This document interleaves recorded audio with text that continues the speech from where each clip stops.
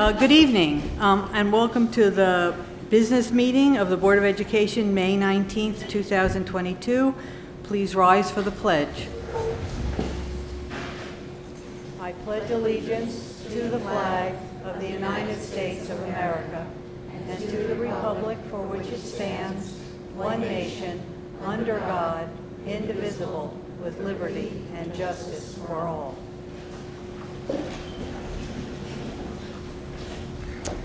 At this point in the meeting, the public may speak on any of the listed agenda items.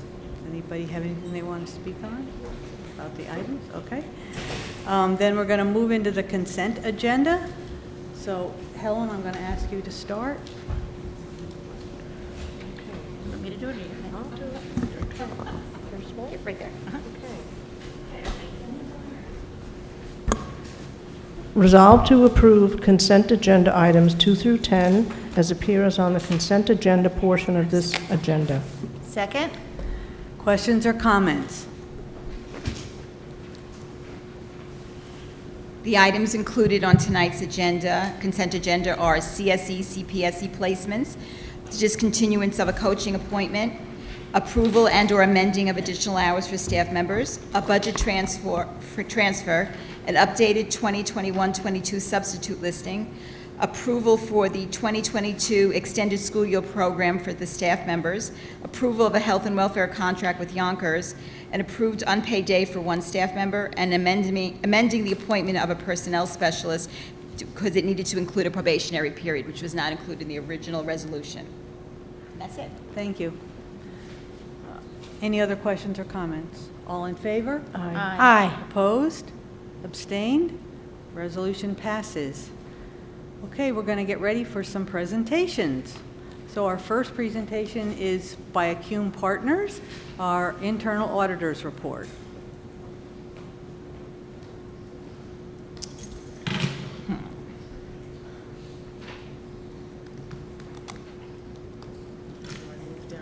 Just the arrows.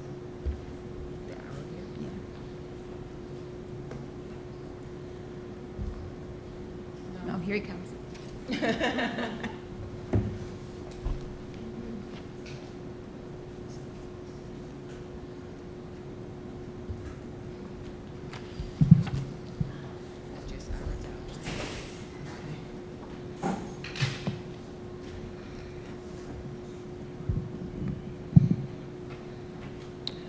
Good evening, everyone. My name is Sharon Eason of Acume Partners, and my job today is to present the results of the internal audit report on human resources and payroll.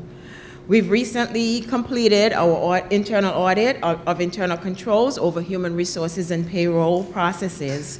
These functions were recommended for audit in our internal audit risk assessment update for fiscal year 2021-2022 in the report that was dated December 7th, 2021.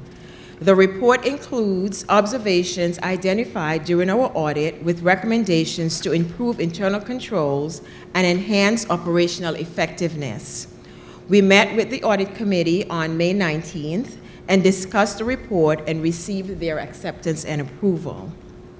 The scope of the audit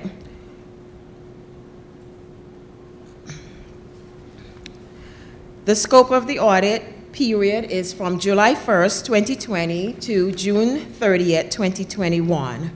And our responsibility was to assess the adequacy and effectiveness of internal controls over human resources and payroll operations. The audit procedures were performed are in accordance with the international standards of the professional practice of internal auditing promulgated by the Institute of Internal Auditors.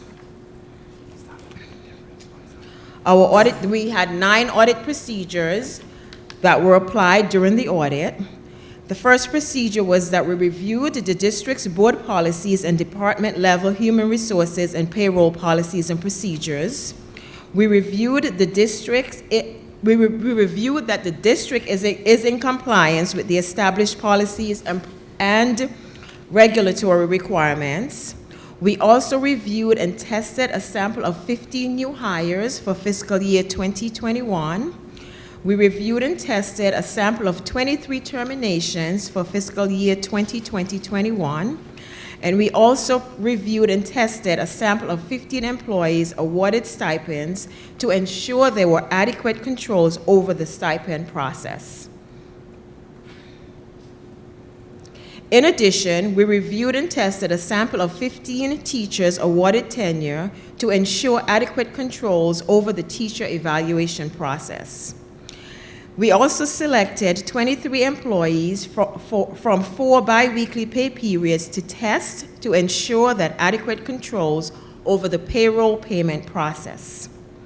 We also reviewed the payroll process to determine that payroll certification is adequate and the payroll bank reconciliations are completed timely. And lastly, we reviewed 2 most recent federal and state quarterly payroll tax forms to ensure that the quarterly payroll taxes reconcile to the taxes paid per the payroll records. Our audit ratings are usually falls into 3 categories. And I'll start with from the worst to the highest. So I'm looking at from the bottom. If it's an unsatisfactory rating, that means that immediate attention to these findings is required to prevent potential loss to the institution. Then, next level above that is needs improvement, which indicates there's a weakness in the system of internal control and/or compliance with related policies and procedures. In this case, these findings require management's prompt resolution to prevent further deterioration and possible losses. And then the best rating is satisfactory, which means that the applicable systems of internal control are satisfactory according to compliance with applicable policies, procedure, and regulatory requirements. These findings indicate that there might be modest weakness that it require management's attention, and the key word here is modest.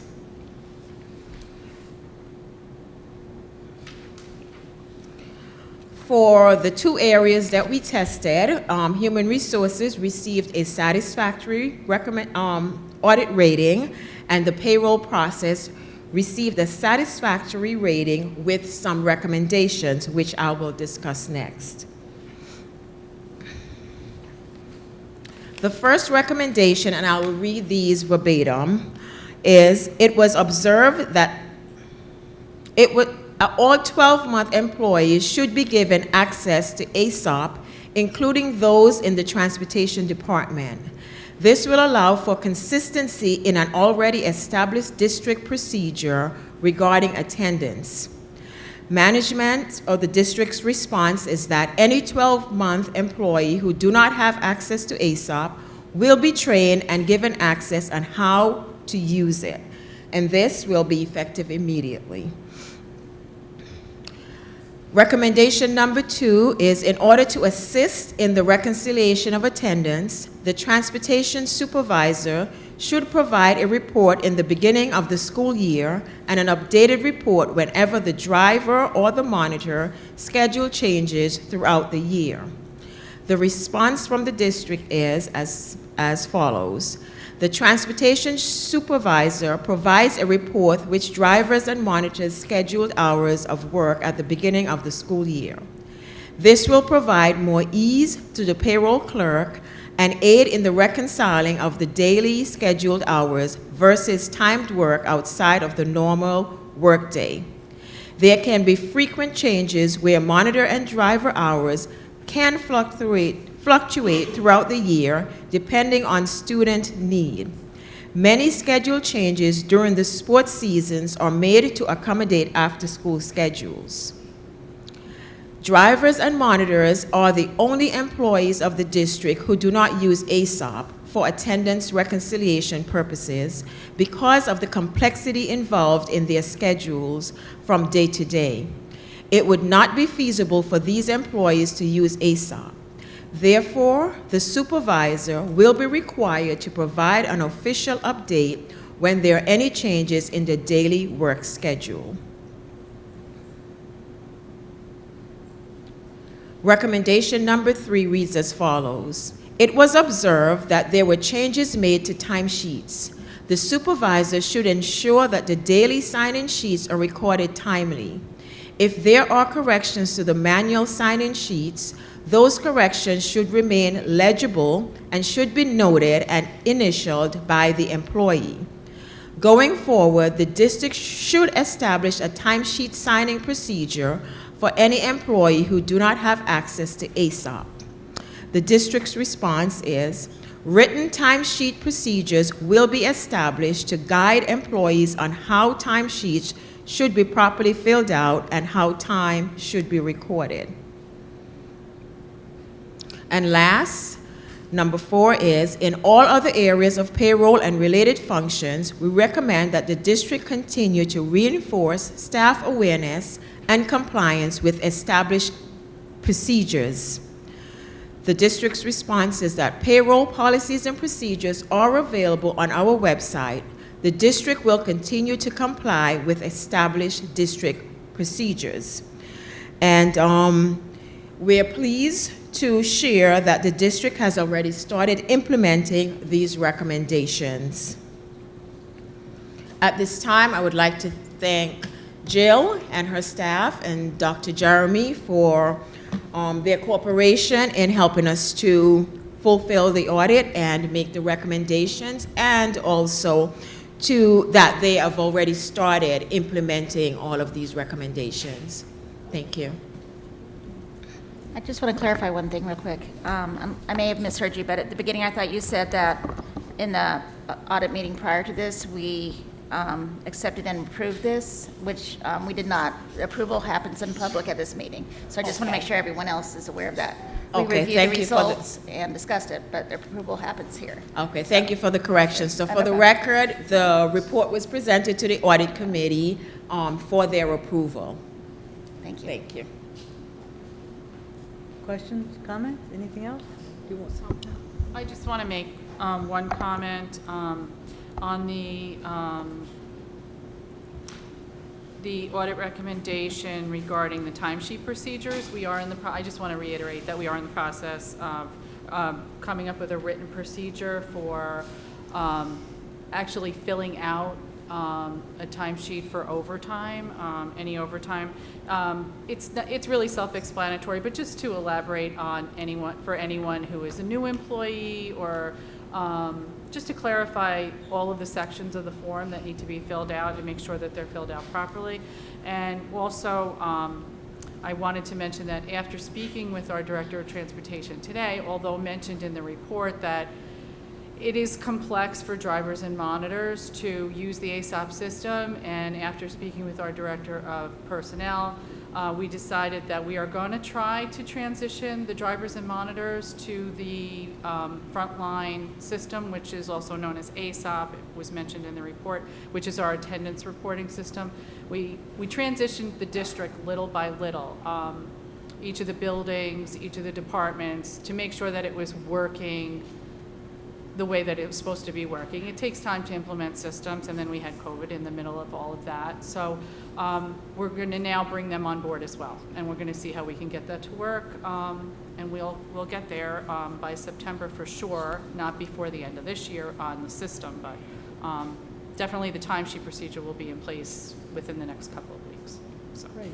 So I just want to invite Mr. Tom Sawyer as the chairperson of the audit committee. Let us know what the audit committee's thoughts were. Thank you. Thank you, sir. So as mentioned, we had the chance to thank you, Sharon and Acume Partners for the audit this time around. After meeting with Sharon and the rest of the board, we do formally accept the recommendations and the management response from the district. Are there any questions, comments? One thing I would like to mention, it's a very exciting position to serve on with the audit committee. We are always looking for new members. So if there's anybody here, I know we've got some folks in attendance. It's a good chance to get some more involvement with some of the members of the board and get to see some of the behind the scenes working of the district and everything. So if you are interested, I believe you have to submit a letter of interest, I guess, to myself as the chair of the board, and we'd be happy to review that, and we really look forward to some additional participation. Thank you very much. Thanks, Tom. Thank you.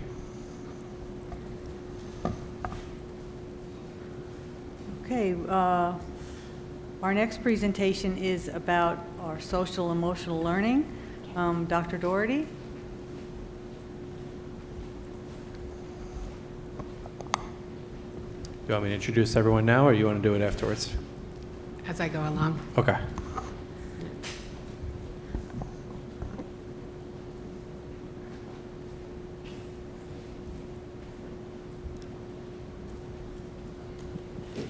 Good evening. For those at home, I'm Dr. Natalie Doherty. I'm the Assistant Superintendent for Pupil Personnel and for Human Resources. Back in, I think, 2020, 21, we were charged as districts across New York State, really with creating a committee to talk about, it's a school counseling advisory committee. And that committee is made up of parents. We sent out an email blast asking people if they wanted to participate. We had quite a number of parents on this committee, school counselors, psychologists, administrators, teachers, just an array of people that participated, and we were grateful for that. And one of the things we talked about was really allowing us to participate virtually. We were able to access more opinions and more people so that they could participate at work and maybe take a break and still participate virtually, which was really a nice opportunity. So we're charged with really coming up with goals for the committee, for the school district, and then reporting out to the board. One of the goals we talked about was really talking about workplace readiness and what do those schools look like? What does that look like post-secondary and also really throughout K through 12 through just really career awareness. And I remember as a kid myself really, we would have different community members coming in and presenting to us in elementary school and throughout middle school, junior high school at the time, and really all the way through. And it's sort of going back to that time and really just bringing heightened awareness to different types of careers very early on. And I think that, coming out of a pandemic, really, it's going to be a nice opportunity for us to involve our different constituents in the community, coming in, talking about what they do, and just really exposing children from a very young age, both with college and career readiness. So that was really one of the main goals that we discussed. Parent engagement was a second goal that we really talked about, providing opportunities, whether that's through surveys, in-person meetings, virtual meetings. There are many parents who really find the virtual meetings, whether that's a committee for special education meeting or a committee or just a guidance, a meeting with your child's school counselor virtually, to be able to participate, to be able to have meaningful conversations, still seeing somebody, but not having to lose time from work, or if you're a parent that travels, you can still participate and be really active in your child's school, in their education. And then really providing interaction through various methods, whether that's attending different workshops, bringing back some of the workshops that we had been doing prior to COVID. Some of those were really looking at we had some on sensory regulation, executive functioning, how to improve that for your child. So really bringing back some of those workshops so parents can participate and really hear about what's going on in school and how they can help their children. And also, different homework nights, which we've already started, and things, opportunities like that for all parents. And then we talked about personal and social development, and that's really what you're going to hear next. We have school counselors. We used to always refer to them as guidance counselors, and really the shift to calling them and referring to them as school counselors really broadens their, it's not just about college. It really is about support services for all of our students, especially right now.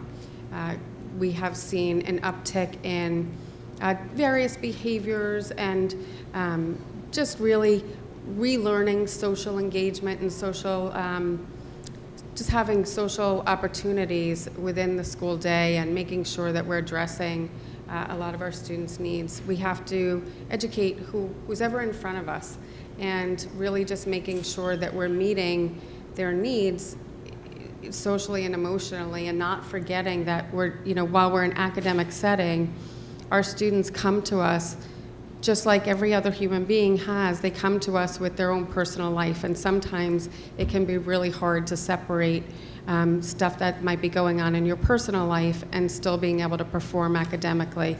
And really, it's our job to help them manage and to continue to learn while they're in school, but also to know that they have a connection with people that can help them through and teach them various coping strategies so that they can have the most opportunity to learn in school. So with that, I'm going to bring up our school counselors, and we're going to start off with our elementary school. We have our school psychologist, Mary Sullivan, and our school counselor, Ms. Koldoff. So if you come, and then then we're going to do the middle school, and Ms. Coleman will present right after that. Maureen, you want to just...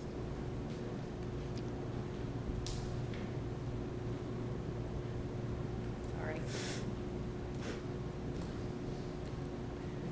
Sorry. 1, 2, 4.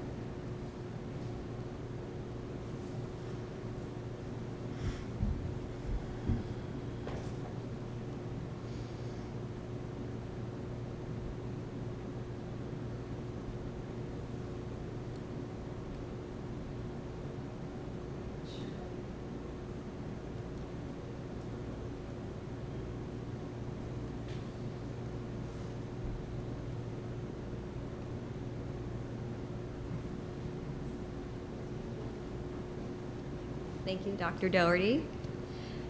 So Laura and I can say Kendall too, we're all excited to be here to talk about social emotional learning, and we want to thank the board for having us here tonight. So, here. At the elementary school, we have a clinical team comprised of Laura Kildoff, school counselor. Oh, thank you. Susan O'Connell, who wishes she could be here tonight, but she's a school psychologist at the elementary school, and myself, Mary Sullivan, school psychologist. So we'll begin by talking about what social emotional learning is. And really, it's a methodology for people of all ages to help them understand and manage their emotions, set and achieve high and positive goals, have and show empathy for others, so putting yourself in someone else's shoes, establishing and maintaining positive relationships, and making responsible decisions. So the goal of social emotional learning in schools is to really support the whole child and their development. And when it's implemented school-wide, social emotional learning can help create a positive school climate. And this is where students and teachers can thrive together. So a positive school climate looks like everyone feeling heard, respected, welcomed, supported. And with social emotional learning in schools, it can improve social emotional competence as well as academic achievement. So in regard to research, when social emotional learning is implemented, there are many positive outcomes. So, sorry, not good at multitasking. So students, they have gains in their social emotional skills. Their attitudes about school and themselves and others improve.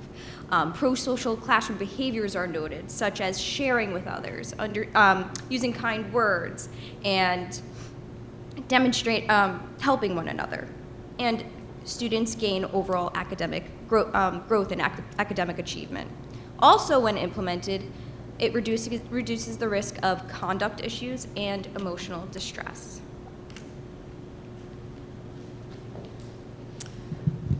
I'm going to talk specifically about the program that we've implemented over the last 3 years, which is Second Step.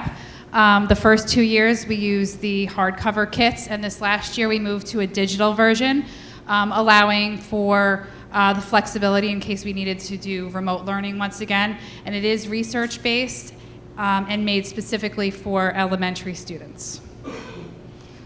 So the way that we implement the lessons, they are provided by the school counselor, me, in the elementary school. I rotate about 3 weeks into every single classroom, including our self-contained classroom, every class K through 4. And I'm on target to provide about 12 lessons to every single classroom. The teaching time is about 30 to 40 minutes, so based on their attention span, so kindergarten, first grade, certainly I stay within 30 minutes. And the fourth graders are about 40 to 45 minutes. We get into, more discussions. The lessons all include books. I usually have to supplement with some sort of book. I like to incorporate videos for visual. There's handouts, discussions, role-playing, and activities. So it really does depend on the grade level, the class, the needs. So second step is broken up into 4 different units. Unit 1 is growth mindset and goal setting. Unit 2 is emotion management, and that's where we teach a lot of the coping skills.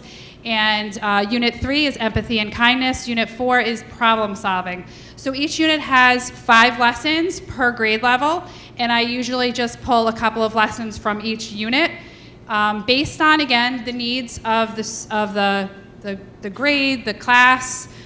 So it really does depend on where we are. For example, maybe the third graders need a little bit more help in emotion management, and our second graders might need a little bit more help with empathy and kindness. So just to get into it a little bit more, Unit 1 is growth mindset and goal setting. You'll see to the right, those are some of the books that I have incorporated and supplemented with the second step lessons. So they're very age appropriate. We do Howard B. Wigglebottom's. I do a lot of his series with the younger kids, and then, Salt in My Shoes, and I can do hard things with the older kids. So it really does focus in this unit on paying attention and manage distractions with the little guys, and then we focus on goal setting with more of the third and fourth graders. Unit 2 focuses on emotion management. So in this unit, students will learn to identify their feelings and their emotions. So I do incorporate the mood meter from the Yale Ruler. And then you'll see to the right, those are some of the classroom interventions and individual interventions that I will teach to students. So, these are just a few examples. So, on the right, my calm down choices. Every single kindergartner and first grader has been taught those specific choices. The wheel of choices in the middle. What can I do? These are more for the second, third, fourth graders. So we use these on a daily basis. Unit 3 is focusing on empathy and kindness. So just to kind of give an example, we are looking at, kind acts, perspective taking, especially with the older kids. They can understand different perspectives a little bit more. On the right, you'll see an example, again, with the kindergarten. I did have you filled your bucket today, and then I had the students complete an activity and filling their own buckets. And it was great. I really collaborate with the teachers, and I appreciate when they work with me, which is awesome. These are displayed in the hallways. The kids are really proud of them. And they remember a lot of these different activities and strategies. Unit 4, which I'm currently working through with all the grade levels, is problem solving. So what do we do if we have a problem with a friend? We learn to state the problem, what's going on, without blaming anyone. And then I teach them a 4-step problem-solving process, hence the name second step. Say the problem, thinking of solutions, exploring different consequences, and picking the best solution. So again, you'll see our problem-solving wheel, which we all use. The psychologists and I both use that in our offices. We use it in the classroom. I teach all those different ways to solve their problems because, again, coming from a high school experience, I know that students, if we can give them the skills when they're younger and they can build on them year after year, they will become better problem solvers as they get older. So we have to start teaching these skills at a very young age. Besides the second step program, I also do some bullying prevention. October is Bully Prevention Month, so all students in every class have been provided a bullying lesson. So again, age appropriate. I use Howard B. Wigglebottoms again for the kindergartners. You'll see some examples of the juice box bully that I did with the first graders. And then, you know, in fourth grade, we focus more on upstander skills. So I teach them very four specific skills that they can do if they see bullying taking place, and they should be ready to go to middle school with those skills.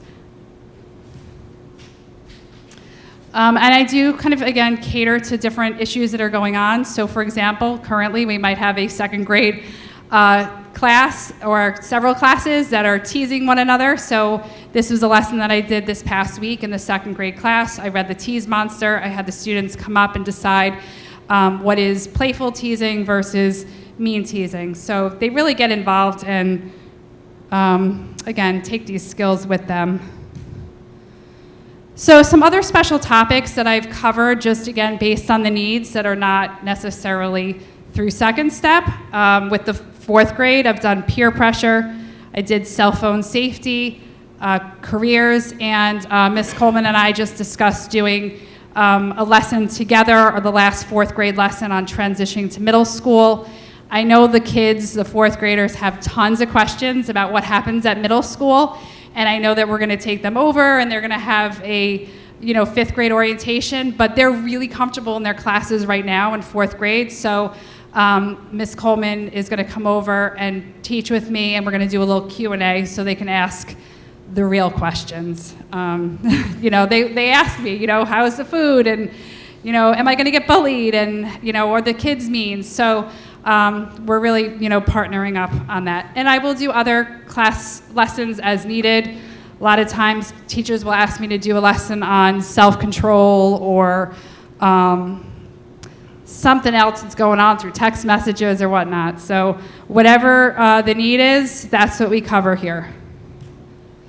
So Mrs. Sullivan's going to talk again about a little bit more. So the second step is for all students in the whole building. So that is considered our Tier 1 intervention. She's going to talk a little bit more about our Tier 2, our more intense help for students.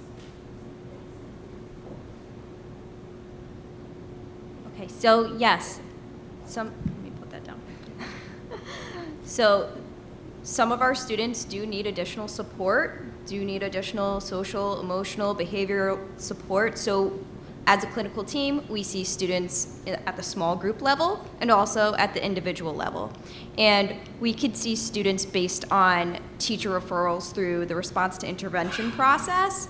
We can see students based on parent requests, parent concerns, and based on administrative requests as well. So when we meet with our students, we're targeting certain specific goals, their needs. Some of those needs could be in the area of friendship-making skills, boosting their self-esteem, identifying emotions, and learning coping skills. And when we meet with students in a small group, we, as a clinical team, create groups very thoughtfully. We create groups based on student needs and goals. So here are some examples of interventions that we use with our students.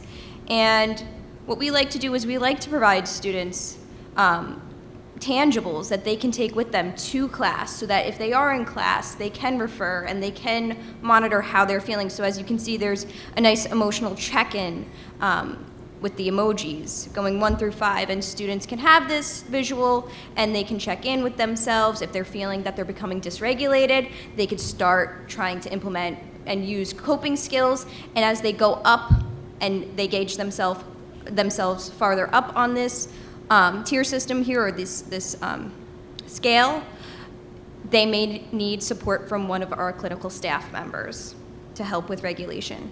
Here's another nice mindful morning check-in where students can feel grounded, present, calm, and we like to use positive self-talk, and we try to teach students positive affirmations so that they can say kind things about themselves, and the more they say it and repeat it, the more research says there are going to be more positive outcomes.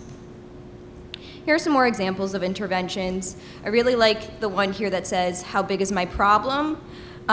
This is nice for students to really understand, how big is my problem? Is it small enough where I can try to solve it on my own, or is it so big that I need help from an adult? And it goes through different examples here.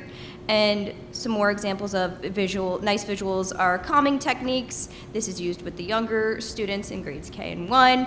And then we have nice coping skills here, taking deep breaths, coloring, listening to music, and in the middle we have some nice yoga poses. Okay. Okay, so just to kind of reiterate what Dr. Daugherty was saying, so we do pride ourselves in, home school connections. We like to reach out to parents whenever there are concerns. All parents are welcome to reach out to us if they have any concerns about their child. They are able to log into Second Step, follow the lessons, the units that we are working on in school. The other thing that I'm really proud of for our department is this student services webpage that we created during COVID because we knew there was a lot of students struggling and we wanted to provide some resources for parents at home. So again, if your child ever needs help, community resources will give you a guide to different outside therapists. We have social emotional activities for students. We also have some calming activities, self-care, and SEL home activities that you can do with your child. So again, we always welcome parents to reach out to us if they have any concerns about their child. Thank you. Are there any, do we ask for questions from the board? Okay, so now it's Ms. Coleman. Thank you. Hi everybody, Kendall Coleman, school counselor at the middle school. Just pull up my presentation. Can I do this? Oh, yeah.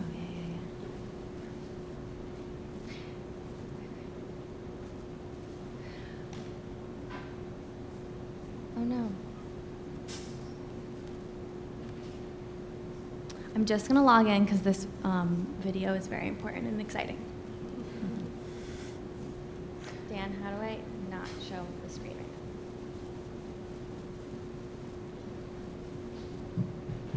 now? Oh, yeah.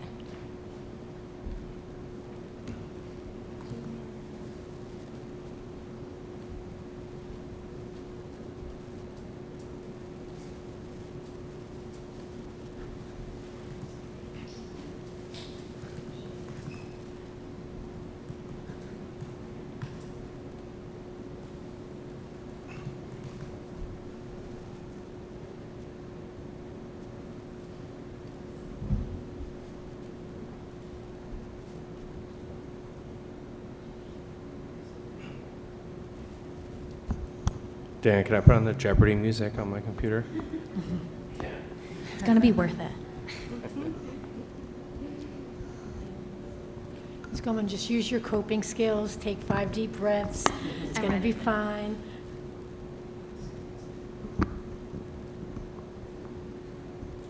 And we're back. Thank you, Dan. Lifesaver. Okay. So, if you haven't heard about it, Dr. Payne and I went into lunchrooms, I think it was back in February, and we hosted music bingo, which was very exciting for us as well as the students. Everyone loved it. We had some oldies, we had some new things, we were very relevant, we had TikTok dances going on, it was exciting. So this is just a little snippet. I believe this is 5th grade. I don't know if you made our students here nervous or excited.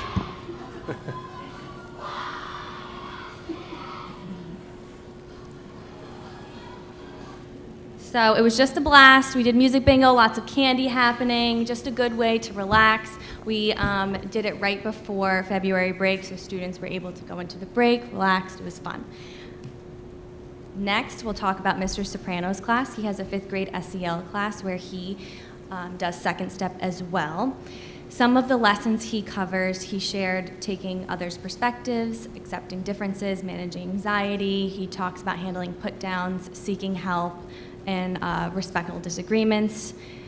One of the images on the side is a poster that comes with the second step when they talk about coping with stress. So how to use positive self-talk when changing your attitude.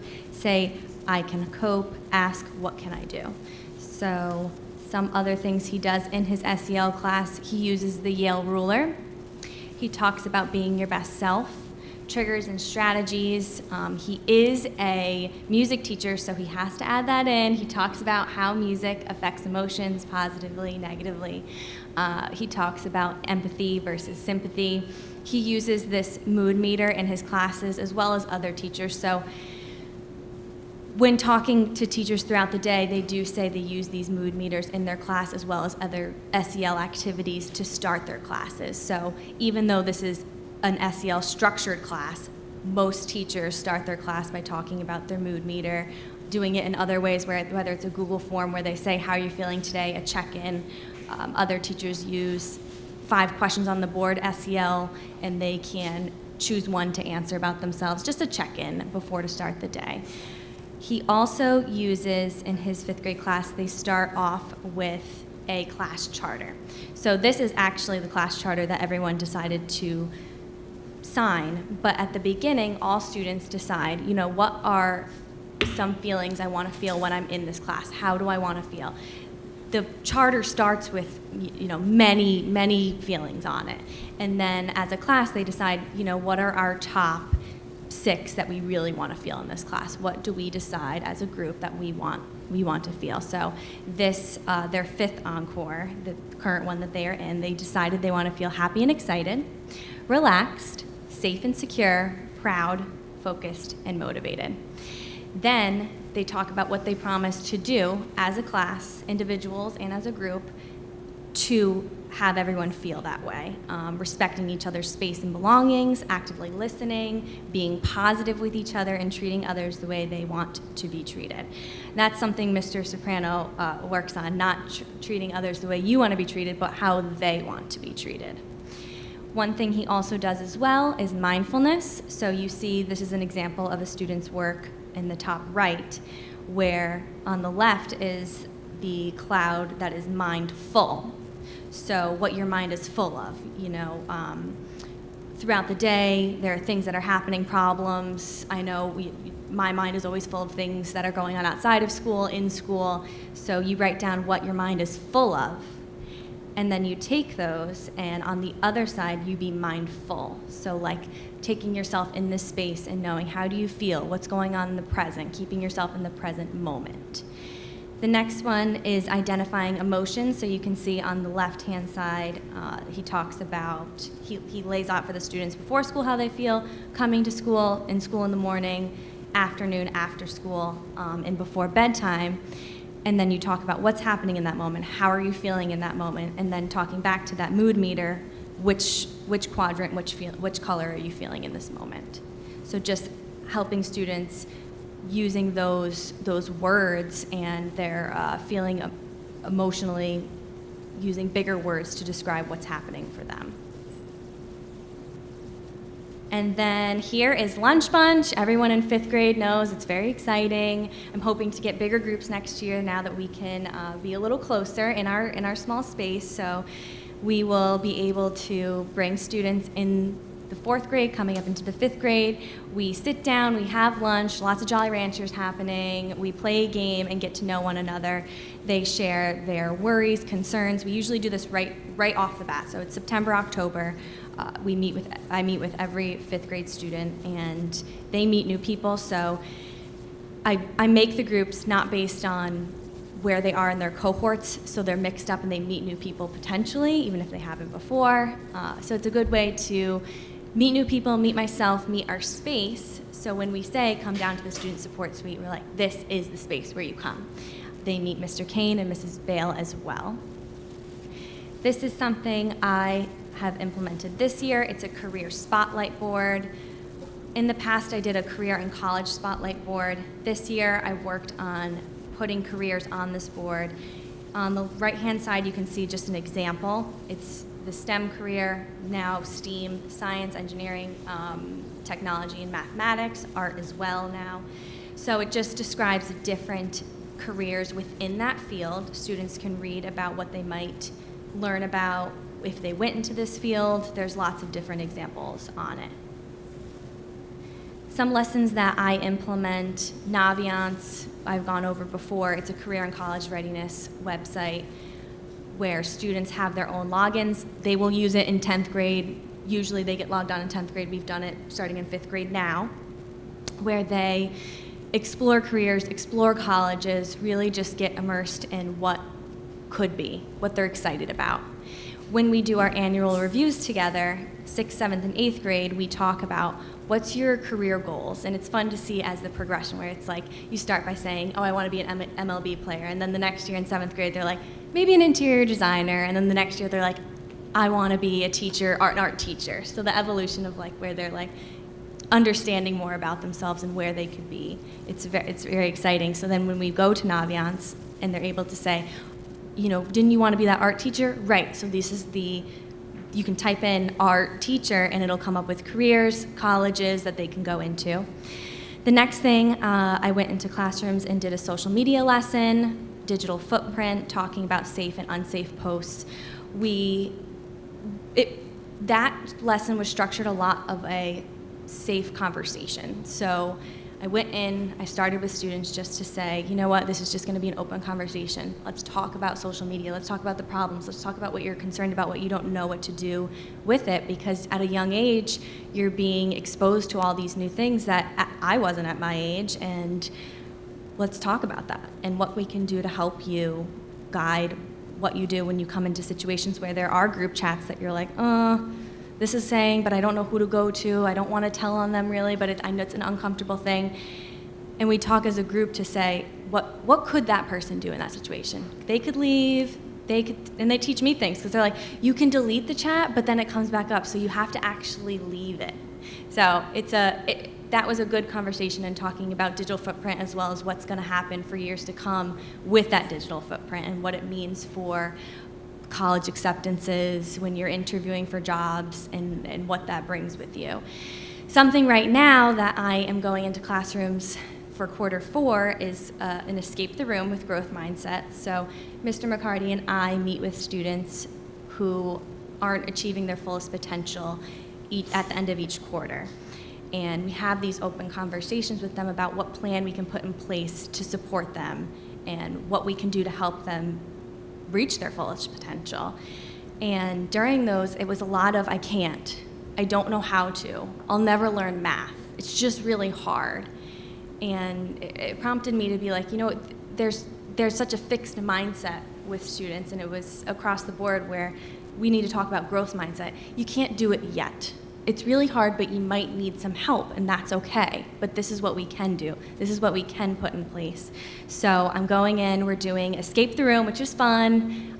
Students will be in groups where they get activities, they have to do the codes, and I hope nobody, girls, if you're seeing this is the actual code. So don't look at it, and when you do it, it'll be fun. Okay, you won't remember it, it's fine.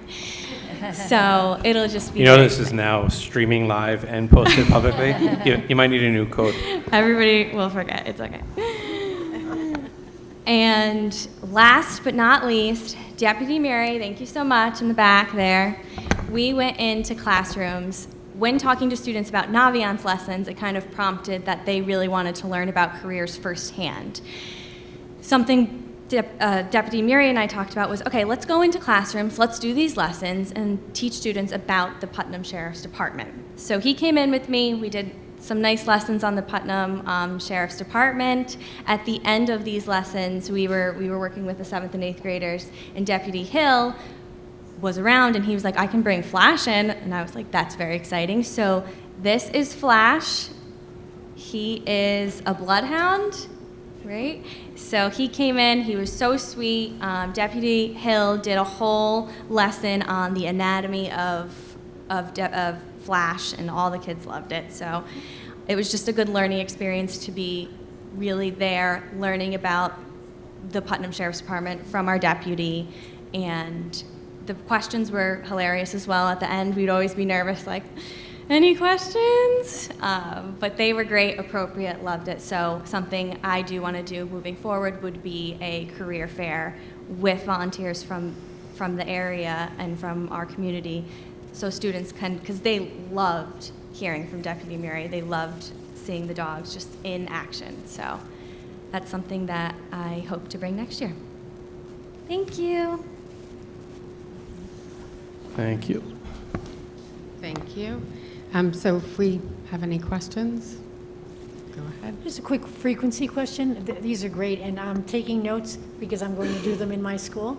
Stealing your work. What is your frequency, Kendall, Ms. Coleman, in terms of the class lesson? Do you just, where it said, I think it's one lesson a month per class, how do you rotate? Yeah, so I go in quarterly.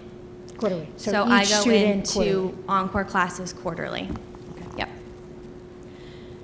And I guess across the board, and Natalie, you can answer this for everybody, or everybody can answer. This is the first couple of years, COVID, it's been so crazy.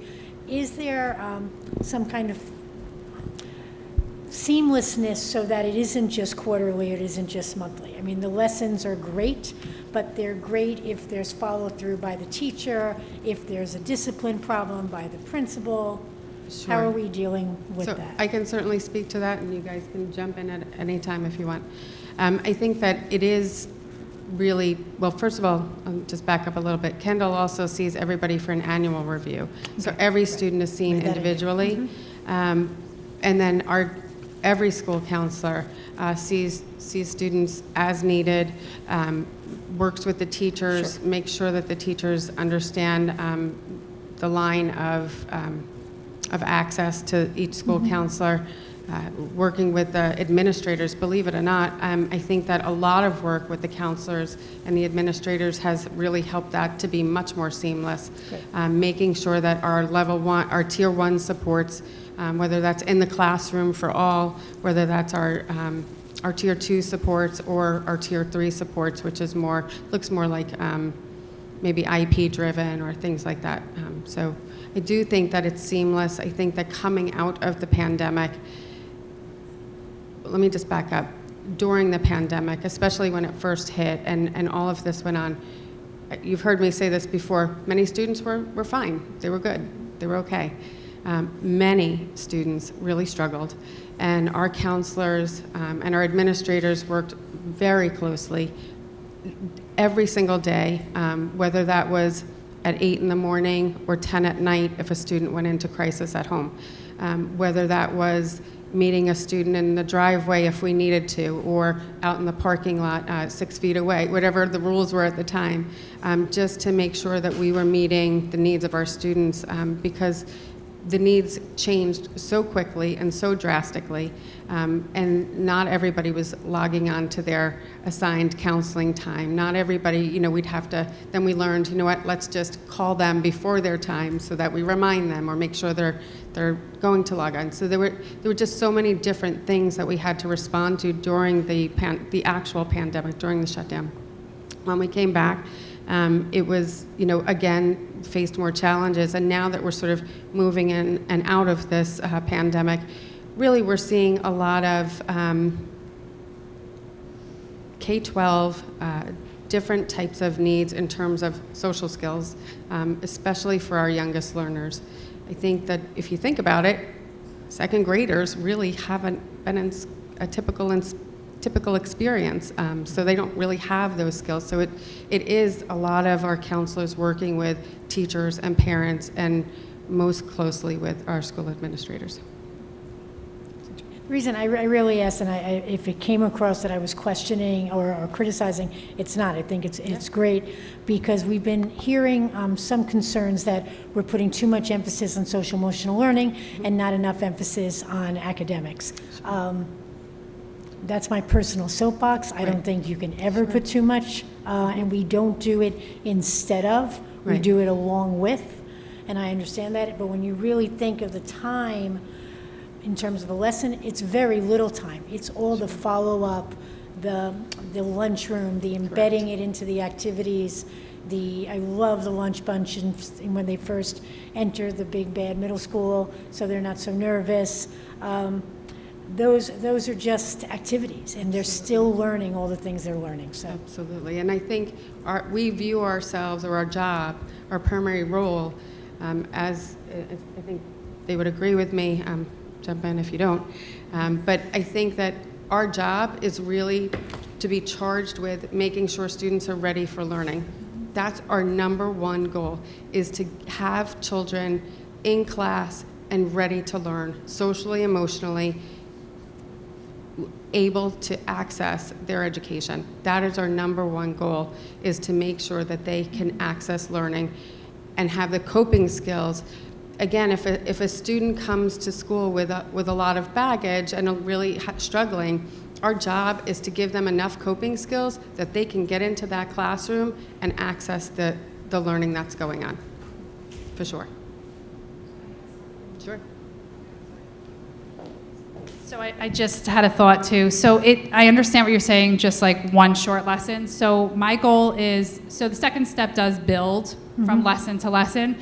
The idea also is to teach them the strategies, and then I leave the teachers with the strategies. They hang it as a visual, and they follow up with the students. And if in many cases, the students have a sort of a small version of the intervention right on their desk also, so that they can always refer to it. So the idea is not just to pop in, give a lesson, and they never use it or hear from it again. I mean, that might happen sometimes, but they're going to hear this over and over. So for me, in my case, going in for the third year in a row, I say, what are your coping skills? And they already say, well, you taught us deep breathing. So they will get it. So I think it's great that we're implementing this now at the elementary years, because again, as a high school counselor, I saw the need for a lot of these coping skills. So I'm really happy that we're really focusing in on this at the younger age, so that they will come in. I always say to my fourth graders, my job is to prep you for fifth grade and middle school for whatever is happening. So that's what I always keep in mind, like, what do they need as they move forward? So it's just really supposed to build and then be followed up, by the teachers and the students and the parents. And I think that's great. That's exactly what I asked about. How do you bring it in so it's every day and not just the lesson? And people always think about peer pressure. You think high school, trying to talk people into drinking or something. Peer pressure starts in third, fourth grade. Or earlier.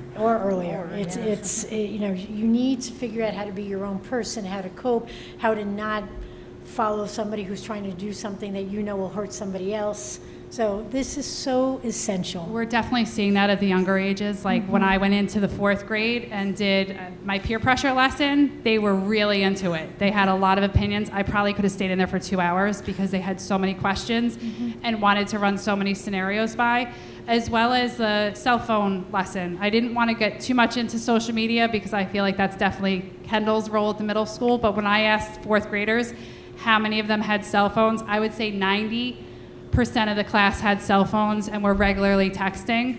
So I thought, you know what, we have to talk about this, because I know how much they use it as they get to middle school and high school. So, and they're using it, because we read Cell Phony, and it was a funny story today. I was walking down the hall looking at my cell phone, and a fourth grader says, "You're a cell phony." And I was like, oh, she listened and she got it. So then I was like, all right, I'm done. I taught somebody that lesson. Yesterday, I actually heard a little boy, just one funny story, sort of along the lines of Laura, what she was just sharing. I heard one little boy, when we were doing the sustainability fair, like yelling at another, "Don't make me get into the red zone." And I was like, well, there we go, mood meter. So they are using strategies. And I was thinking as Laura was speaking, and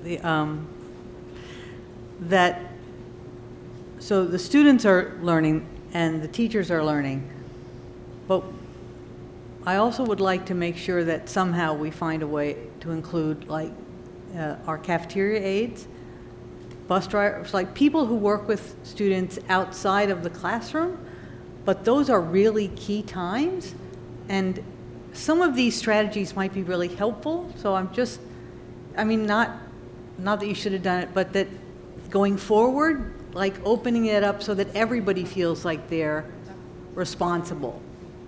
So we have done what's called TCIS training for a lot of our monitors, like during superintendent's conference day. Sometimes our school psychologists will go right out into the schoolyard and talk to our monitors or help them, give them strategies right on the playground, so to speak. But Laura, do you want to talk about the training that you've done?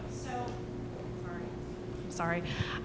So yeah, I totally agree with you. I think most problems seem to happen at recess. In the class, they can get along because it's a controlled setting. They're sitting at their desk, but as soon as you give them a little unstructured time, that's when they really need to use their strategies. So I did just talk to my building administrators recently about maybe providing a training to the recess monitors, because I think if they at least are using the same language that I'm teaching the students and they have the same strategies in place, it would be a little bit more consistent. Yeah, thanks. We are also offering in-service courses after school for all employees. We are actually offering Reconnecting with Ruler for adults next week, and we offered Taming Burnout twice in the past couple of weeks, and actually we had a member of the business office join that workshop as well. So we're starting to offer more and more in-service courses now that we are able to gather more regularly. Great. Include us, the board. I'd like to take some of these. I could use some of these strategies if I knew them better. So, yeah, that's great. Thank you. I can tell you my other life, my work life. This is like mood elevator, positive speech, casting positive shadows. It's something that's involved in our cultural training. So these are lifelong lessons that you carry on, and corporations are really looking for those traits in their employees. I love the idea about the transition to middle school opportunities. I think that's great. And the website for the parent resources, and we can't push that or promote that enough. So I think that's great information, and hopefully it's kept up to date and communicated out. Is the SEL, do we have specific, well, I guess it's for you, Jackie, the curriculum, will it be available on the website when you're up doing it, so people can see or parents can see exactly what's being discussed? Absolutely. So for those of you who may have missed my presentation a couple of months ago, we are working this summer on a webpage specifically that will be attached to our Putnam Valley website. And that webpage will be the curriculum and instruction webpage, and it will detail all the great things that happen on all of our grade levels for parents to peruse and learn more about what we're doing in our classrooms. Thank you. Natalie, I know our high school colleagues couldn't be here with us this evening, and I know much of what they do is much more clinical in nature than instructional. But can you just, for the board and for the community, highlight sort of how our elementary school and middle school presentations translate into our clinical staff at the high school? Sure. So, I don't know if you remember back, I think it was in the fall, our clinical staff had done some presentations, so that's why we thought we would focus really on K-8. And our school counselors, we have our guidance counselors, which are, keep trying to change the name to school counselors. So our school counselors at the high school are really are busy with college and career readiness this time of year for sure, and also building the master schedule. But in terms of social emotional learning, we have a school social worker, we have 2 school psychologists in the high school, and the 3 clinicians, school counselors. So many times we incorporate our clinicians into classrooms when we're reading certain books or when we see themes come up, but most high school students really prefer to access, it's like a revolving door sometimes, some days, so our clinical staff really makes themselves available in the hallways, available at any point during the day. They have sort of this nice little suite upstairs so that children feel safe. They often seek out the school counselors for support. And again, connecting that to really making sure that they're ready to access learning and to go back to class, or if they need some time, sort of judging that, working very closely still with parents even at the high school level. I think it's incredibly important. And The other part that we are working on that I'll mention is after-school support services. In Putnam Valley, it's really difficult to access outside clinical support services. You have to drive all over the place. Some people are still doing it virtually, but a lot of high school students, we really prefer in-person counseling support services. So we're working with Cove Care. We were approved right prior to the pandemic through the Office of Mental Health to provide counseling services after school here in our building. So really it's just sort of renting the space so that clinicians can come in. They bill through insurance. They see, they would access, our children would have access to those services. We were looking at like a Monday and a Wednesday from 3 to 7 or 3 to 8, so that it's after school and that our families can access much more readily within our community. So we're working on that. We had to reapply to the Office of Mental Health. I'm waiting here to hear back from Cove Care. I don't see any reason why we wouldn't be approved again, but we're looking forward to bringing those support services right into our community for our students. It's an important part that our families really do struggle with access. Real quick, thank you for addressing the high school. I just Appreciate that. got a couple. Are you going to talk again? I just want to add that we have a website at the middle school as well, because Laura slid that in there. So we have community organizations on there, as well as we do a clinical corner. Let me see, if student support team. So if you go to our website, you can see we have community resources here, as well as our clinical corners that we do. Our spring one, we focused on the Child Mind Institute, and we just do little snippets of things that might be helpful in the mental health arena for families, and these go out to the community through Connected. So you can access that if any parents, community members need that. Great, thank you.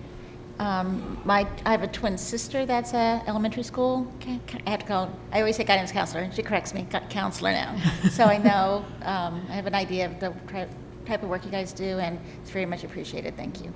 Thank you. And can I just say one more thing, then I'll let you talk, Jeremy? And I was writing notes also for her. I think anybody who thinks social emotional learning and academic performance are two separate and distinct things, they're not. And I forgot whose presentation talked about having kids identify what their strengths are. And I know I have found that there is an inverse, I guess, correlation. Kids who are struggling academically often have a hard time identifying their strengths. So the more we build that social emotional confidence, the more their academic performance is going to go up. There's no other way to put it. So I just want to close by commending the tremendous work that the individuals here this evening and those who couldn't be here this evening do on behalf of our students every day.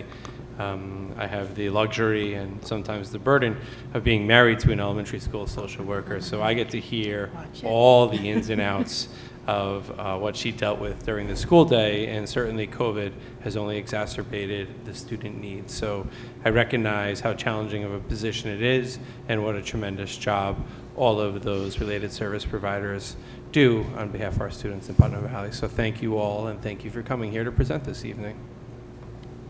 Have a good night.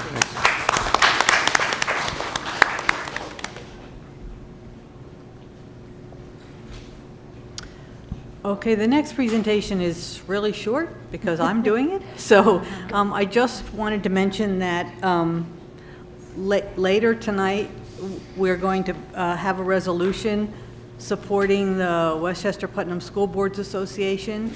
That every year we elect a slate of officers that work for Westchester Putnam School Boards Association and their board of directors.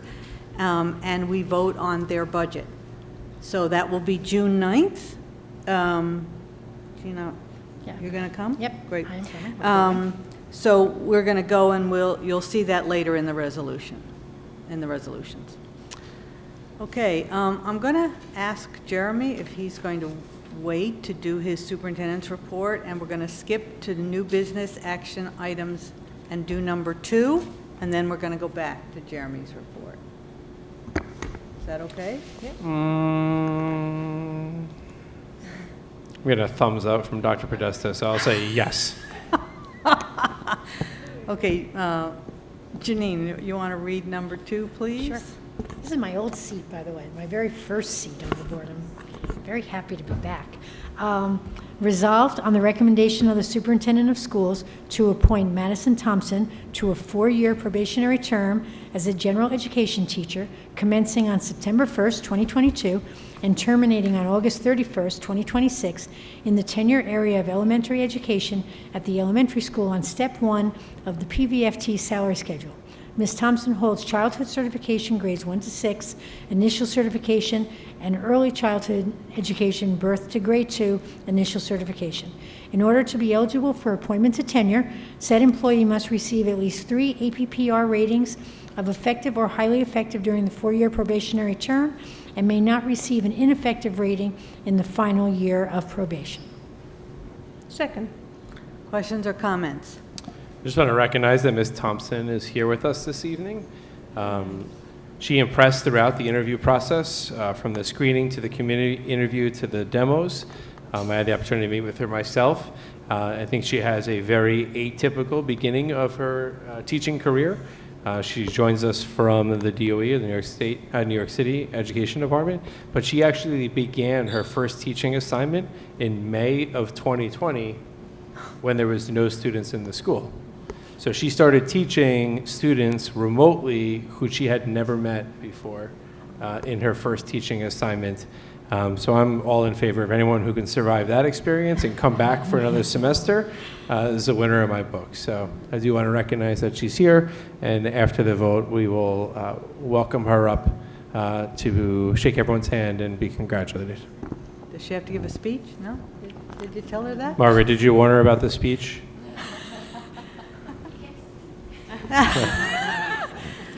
Okay, any other comments? All in favor? Aye. Opposed? Abstentions? Resolution passes. Welcome. Congratulations.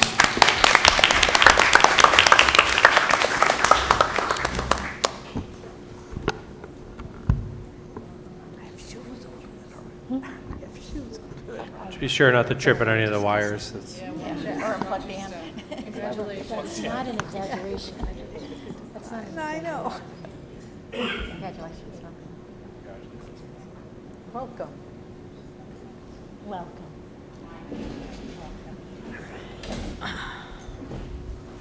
I just want to say something about Margaret Podesta, that joke about the speech. When we appointed Margaret, she actually made one. We were joking, and she said, okay, and went to the podium and made a speech. So you're very lucky, Margaret. She didn't say, go ahead, it's fine. Okay. We don't have, our students have left us again. They're very busy. I know, they're very busy. We didn't get any student reports, correct? to not. Okay, so Dr. Busy. Luft, you're up. I'm up. All right, so the first agenda item I want to talk about was our obviously most recent school budget vote and trustee elections. I want to extend a thank you to all the community members who took the time, who came out and voted. As anyone who's been involved in this process for the duration of the year, they know that one of our big goals this year was to increase voter turnout, and we were able to do so. We had 1,230 individuals come out and vote for the school budget, so the sad news is that still represents only 16% of all eligible voters. But the good news is that is, and don't hold me to this, if there was only a statistician in the room that confirmed this number, I'd be okay. But that's a 79% increase over the previous year, so 79% more voters than we had last school year. So I do want to take the opportunity to thank everyone.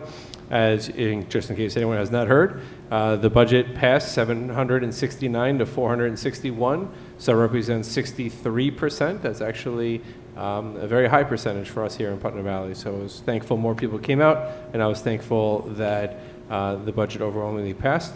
There were 2 board trustee seats open, and Ms. Jeanette Yetter, who is currently on the board, and Mr. Sam Oliverio, who is here with us this evening, were elected as board trustees. So congratulations to all of them.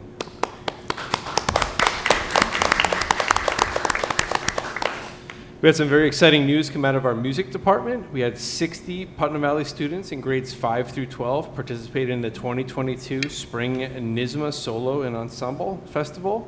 So these students and the teachers work hard, they volunteer, their teachers volunteer time, they work hard for months, and then have a performance that's assessed by adjudicators using a statewide rubric. So huge congratulations. 60 is an amazing number of students for a school as small as we are. The elementary school held its, I don't know how many times we've done this, Community Reads event. It's always well attended. It's actually one of the highlights of my year. They get to go into a classroom and read to students. We invite many community members, retired teachers, administrators in to participate in the event, and it is always a highlight in everyone's year. We're working in partnership with the Prevention Council of Putnam County to do presentations related to the opioid crisis and provide Narcan training. So I know there's been some information or questions in the community about this, so I hope to clarify any of those right now. The first piece is that all of this is offered free to the school district. So far, only staff members have volunteered to participate. We have a couple other staff trainings coming up, but we do have a training scheduled for our high school seniors during their senior week. The New York State DOH provides kits. That's anyone who wants it, wants those kits and receives the training. So obviously the staff members left with kits or will have kits, and they will be available to the students. We have offered parents who do not want their child to receive a kit the possibility of opting out of that piece, although they'll still participate in the training piece of it or the presentation. I think a big takeaway for it is I always think of overdose and opioids as being like a heroin problem. And I think what we learned, or one of my big takeaways from the presentation, is the prevalency of fentanyl in a myriad of drugs, many over-the-counter imitation pills that unbeknowing to the consumer contain fentanyl and could have a very adverse reaction to it. And I know something that was very publicly in the news recently regarding the West Point cadets.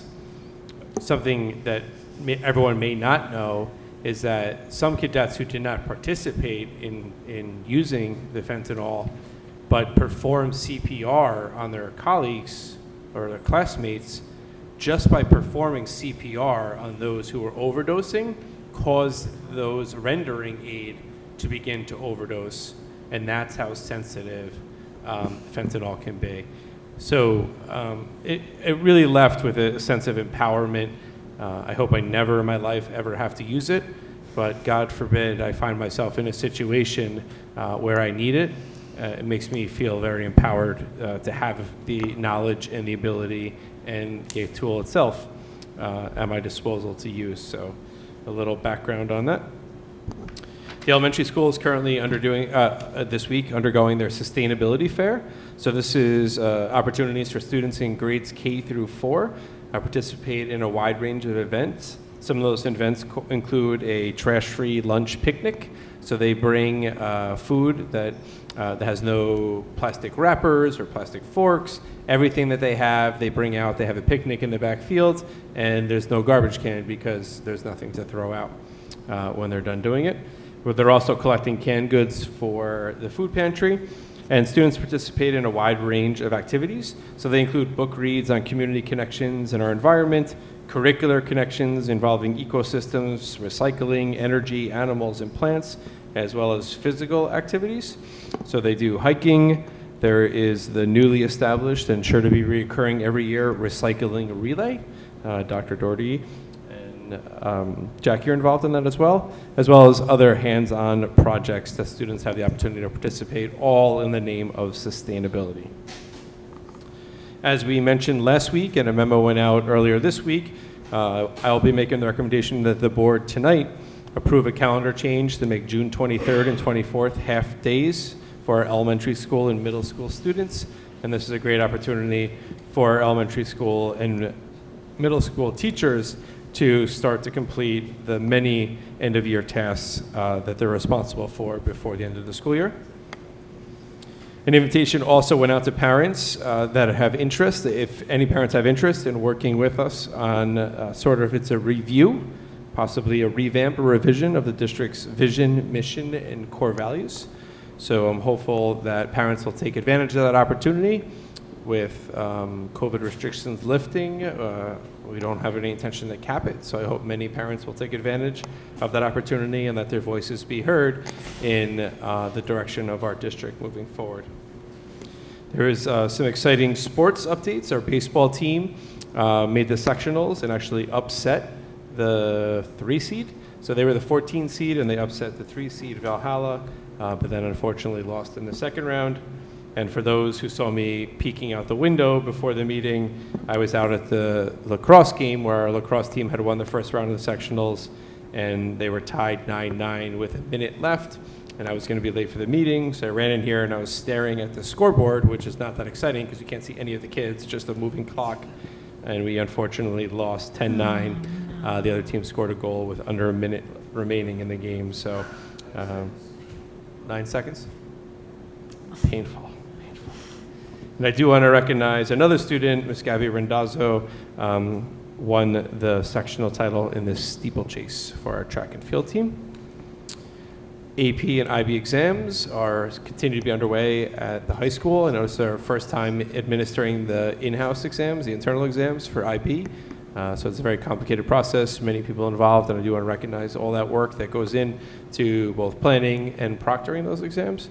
And a shout out to the students who participated in the Putnam Valley Elementary School gym show. So it was a student Olympics theme. I know it's a highlight. I remember participating in the gym show myself when I was in Putnam Valley Elementary School, and it's just amazing to see how many talented students we have. A quick recap of some of the happenings. Our National Honor Society induction took place on May 4th. We had the 3rd grade recorder concert on the 5th, the middle school talent show on the 6th. I didn't get a chance to ask Mr. Riccardi what his talent was yet, but I'm sure there's a video somewhere. Did any of you participate? Oh, that's not even you didn't even think about it. Stage crew, all right. We had our middle school 5th and 6th grade chorus concert, our elementary school 3rd and 4th grade gym show, our middle school 7th and 8th grade chorus concert. No yeses? Oh, yeses, okay. They participated. And the National English Honor Society inductions. And then looking forward to the never-ending events of May and June. We have our high school band concert on May 25th, Science Research Symposium on May 26th. If anybody has a hankering to feel like you know nothing, I invite everyone to come to the Science Honor Society Symposium. They will use plenty of words. You'll have no idea what they're saying. But they enjoy any feedback you can provide them, and it is an amazing opportunity to just be dumbfounded by the amount of research and skills and knowledge high school students can develop within that program. So I go and make a fool of myself every year. And then we have the 9th grade awards, 9, 10, 11, 12th grade awards, our elementary school band and chorus concert, and one more event, the high school concert I spoke about. And then this event is actually the day after our next board meeting, but I'll give them a shout out for planning purposes. Health and Wellness Festival is back after many years. That'll be held on Friday, June 3rd. I know that the local football club is involved in playing flag football to get people out, and then there'll be a series of vendors and other activities set up around the track. So that is it. That brings us to the next board meeting where I'll continue reading the list. Thank you all. Jeremy, one thing, I don't remember if this was mentioned at the last meeting, being recognized as the best community for music education.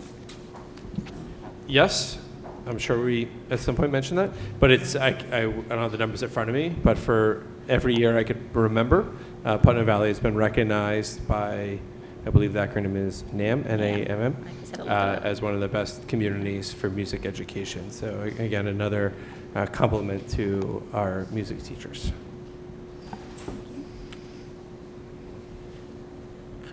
Did I forget anything good at the middle school? Spring Fling is coming up on Friday. I don't know how that didn't make my list. Is 'Cause it you're at not invited. the? Is that the ambulance corps? Middle school, hosting ourselves. Nice. Are you the DJ? You're gonna spin the ones and twos? No, not you. The ones and twos. Get that 80s music out there, Mr. McCarty. I don't think that's even a thing anymore, right? Don't you just like plug in an iPhone and the music comes out of that? But doesn't the DJ just plug in his iPhone and play music from that? Come on, someone help me here. All right, isn't that how it works? All right, Dan, I got a nod from Dan, so he outranks all of you. Okay, we're going back to new business. So, number 1, Helen, I think it's your turn. Want me to just start it, or should do it? Want to start again, or no? No, go ahead. Resolved by the Board of Education to accept the final vote tally for the budget vote and the Board of Education held on May 17th of 2022 as follows. Proposition 1, budget, yes, 769, no, 461. Board of Education candidates, Jeanette Yetter, 763 votes, Sam Oliverio Jr., 754 votes, Caroline Reynolds, 338 votes, Miranda Izoki, 366 votes, and write-ins, 12 votes. Second? Questions or comments? In addition, so I was thinking about this today, and so in addition to what Jeremy said, I'd like to say that we work on the budget, or the budget has implications on all throughout the year on what we do. This is not something that we do just for one day, but the vote is on one day. So I'd like to acknowledge the administrative team, led by Dr. Left, who really are kind of like our boots on the ground. They're the ones who have direct contact with teachers and students and see what the needs are, and make recommendations for how to improve our schools. Parents and community members, especially the PTA and the Education Foundation, that really encouraged people to come out and vote, that supported things like the candidate forum. They came to listening hours and budget meetings. They joined committees. All of those people who, parents and community members that reach out and try to stay informed, and then voted, that is such an important participation in our schools. Our central office staff under Jill Figuerella did an amazing job bringing the needs and visions of the students and staff to a place where the taxpayers could afford it. The district clerk, Maureen Bellino, and her staff did an incredible job. I can't tell you, morning, midday, and night when I was there, how many people said to me, this was such a friendly, helpful, happy place to come and vote. You were not judged by, who you were supporting or not supporting. It was, they made it a positive experience for all voters, and that is really incredible, and I'm really proud. I saw today a letter from a parent about Mrs. Arefice and Mrs. Casson, who went out of their way to help a student that needed, a voter that needed help, and how grateful this parent was to them for reaching out without being asked. This is not, because it's what they do. It's the culture of the people who are working at the vote. The custodial staff, who did everything from hanging and rehanging signs as they fell down or blew over, taking things out, putting things back, folding chairs, unfolding chairs, and cleaning the classrooms in a special way, because the kids, our students, eat in the classrooms the day of the vote because we're using their cafeteria. So all of our classrooms become cafeterias, which you can imagine makes it really challenging to clean them. And then lastly, We've actually gotten really good at that part over the last year and a half. and then the people that took time to come out to vote. Jeremy's right. when I first saw the figure of the increase, I think in West Putt it was 66%. 77 sounds better, or whatever you said, increase. They may not have had all the numbers, but I'm under pretty their- confident with my math skills, so. But I thought 66%, but then I realized, if you take the voters from last year and even 50% of them and add it, but it was 70, what, how many? 77% more? What did you say? I don't remember. 79. is So what you said. anyway. 79% increase. 79% increase. So congratulations to everybody and for all of the work for our students. Don't forget it happens again next year. So mark your calendars. What's the date? I know one of you. Probably the 16th. Third Tuesday in Probably May. the 16th. Huh? The third Tuesday in May, Could be May 16th. which is May 16th, we think. Mark your calendars. Don't schedule anything for that day. No storms before, during, after is okay. It All is right. the 16th. All in favor? Aye. Opposed? It is the 16th. You guys have me on record. Abstained. Okay, the resolution passes. You missed it, but it Barbara, did. focus us. Okay, number 3, Jeanette. Resolved upon the recommendation of the superintendent of schools to appoint Amanda Echeverria to a probationary appointment as a school monitor at the elementary school effective May 20th, 2022, with a probational period of 52 weeks, May 19th, 2023, at the elementary school on step 1 of the CSEA salary schedule. Second. Questions or comments? I apologize, Amanda, I probably didn't pronounce your last name correctly. All in favor? Aye. Opposed? Abstentions? Resolution passes. Number 4, please.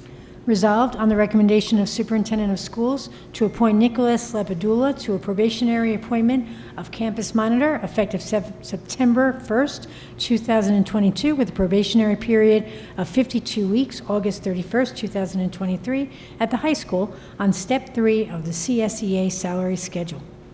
Second. Questions or comments? So he works during the summer? He's a 12-month employee? 52 weeks? Isn't that a whole year? September start. Yeah, effective September 1st. Right. And then, So yes. and then it works 52, okay. The all right. appointment's for a year, but Oh, but, okay. He's a all right. 10-month employee. Okay, all right, okay, got it. Okay, all in favor? Aye. Opposed? Abstentions? The resolution passes. Number 5, please. Be it resolved that the Board of Education hereby approves the terms of and authorizes the board president to sign an employment-related agreement and general release between the district and employee number 20005192022, dated April 30th of 2022, as presented to the board at this meeting and referenced in the official minutes of this meeting, document number 191/22. Second? Questions or comments? All in favor? Aye. Opposed? Abstentions? The resolution passes. Number 6, please.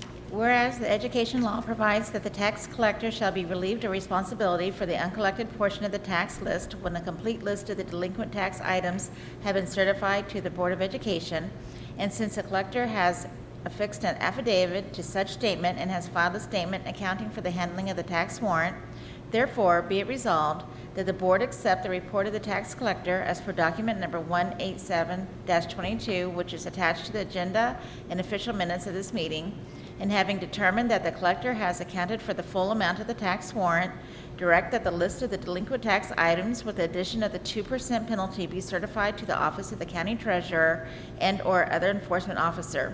And it is further directed that the tax warrant, tax roll, and the tax collector's copies of the tax receipts be placed on file. Second. Questions or comments? All in favor? Aye. Opposed? Abstentions? The resolution passes. Number 7, please. Resolved on the recommendation of Superintendent of Schools to authorize the tax collector to make revenue adjustments due to assessment reviews for 2021-2022 as per document number 188/22 attached to the agenda and official minutes of this meeting. Second. Questions or comments? All in favor? Aye. Opposed? Abstentions? The resolution passes. Number 8, please. Resolved on the recommendation of the Superintendent of Schools to approve a revised 2021-2022 school calendar to reflect half-days for students on June 23rd and 24th of 2022 for the elementary and middle schools as per document 195/22 attached to the agenda and official minutes of the meeting. Second. Questions or comments? All in favor? Aye. Opposed? Abstentions? The resolution passes. Number 9.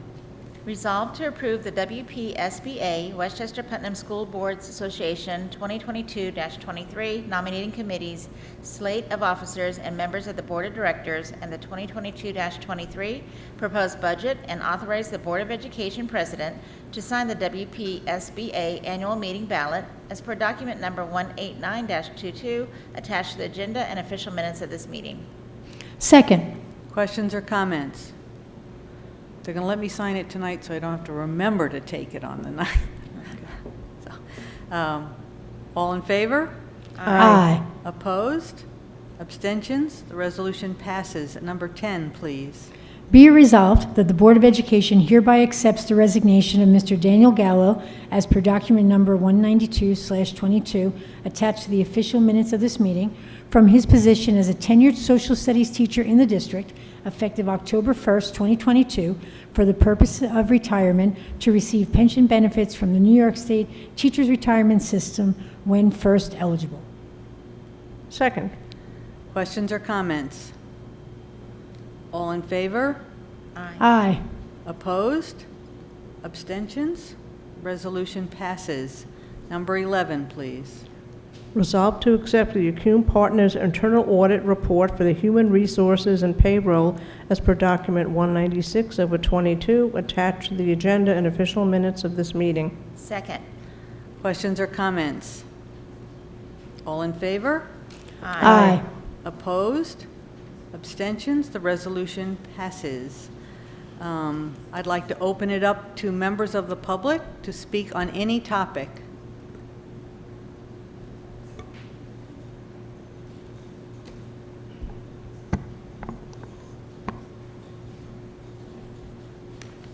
Coming from a guidance background, the presentations this evening were awesome. They were really good. Now, I'm wondering, is it possible to get the PowerPoints that appear on the screen, and I know this is beamed live, but to have them also on your website, on the district's website? You take the PowerPoints and they're there? Yeah. All board presentations are posted online for anyone's access. Okay. Where would they appear? Under the Board of Education tab. And it would state like the social, emotional learning, stuff like that? Yes, whatever title they were, yeah. I was looking for it while they were speaking. I couldn't seem to find it. It won't be there yet, not until after the meeting. I got you. Sorry. Okay, that's why. All right, great. Thank you. That's all. Thank you.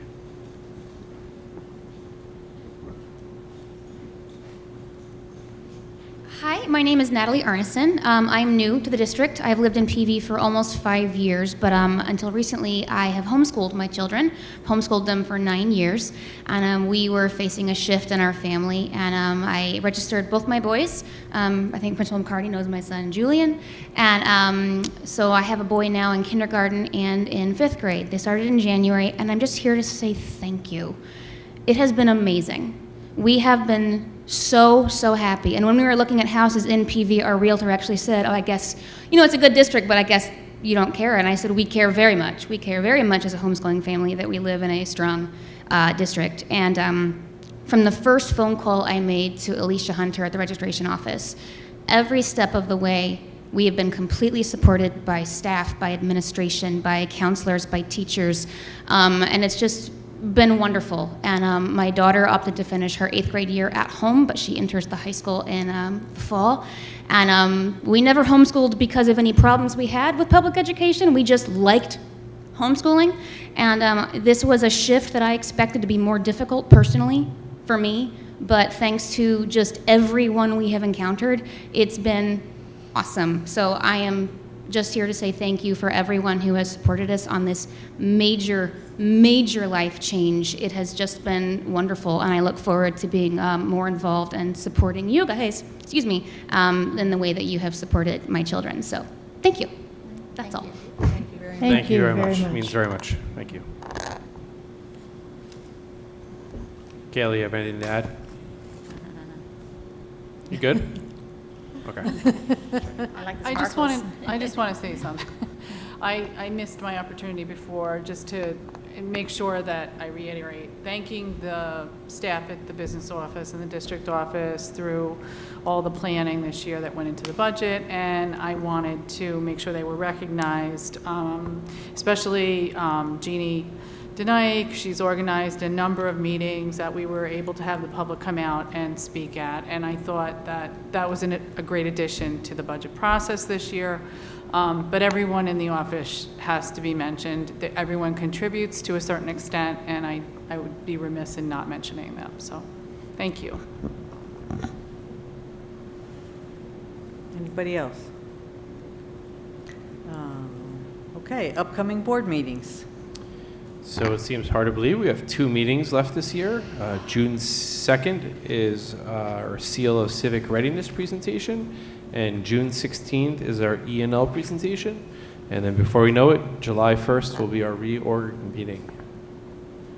Sam's got to change seats. Okay. Board member comments. I have a quick one because I missed it before. I do want to share that the Education Foundation has their annual gala back, and that is scheduled for June 10th at Elevate in Yorktown. So there is information about signing up, registering for it. It's always a good time, and it's certainly a great cause. Every dollar they raise comes directly back to the school district and supports the students here. So just a quick PSA. I know there's information in our newsletter that went out about it, and or you can look up them directly. But Education Foundation, their annual gala is June 10th. Connected went out today too. Another Connected. Anything else? I just want to kind of tying it back to the presentation. For the last 2.5, 3 years, Dr. Luft has been a health official more than an educator, and there's so much of the outside world that is a part of what we do with our students. I want to send, and I'm going to take liberty on behalf of the board, our thoughts to the people of Buffalo in terms of the suffering that they've experienced this year. And it does impact all our kids because they hear, can that happen to us? What if we go to the supermarket? Can that happen, Mommy? So the social emotional learning, the ability to talk about these things, the ability to make people feel empowered and safe. When we started talking about COVID, we stopped talking about school security. But that's always in the back of our head, and that's always part of what we do. So just on behalf of all of us, and I hope I know our students get supported to feel safe in this world when they come in our doors. So. Thank you. Anybody else?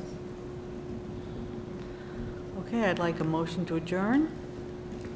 So moved. Helen seconded. Good night, everybody.